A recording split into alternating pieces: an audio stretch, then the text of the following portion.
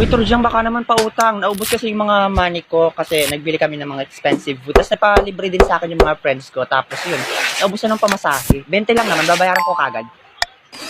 Wala akong pera. Bili na, 20 lang naman eh. Damot-damot naman ito. Parang hindi ko naman babayarin. Babayaran ko rin naman kagad bukas. Kala mo naman, hindi ako nagbabayad ng utang. Wala nga, Jingle. Ano ba ang kulit mo?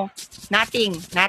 Tingtingin kita dyan sa ilong eh. Anong nothing? Talaga ba, Turjang? Alam ko namang marami ka lagi natitirang baon kasi nagpapalibre ka lagi kay Karing. Patay gutom ka kasi. Bili na, 20 lang naman. Parang tanga naman to. Kala mo naman, di ko babayaran. Babayaran ko nga. Bukas na bukas. 20 lang pala. Eh, bakit wala ka?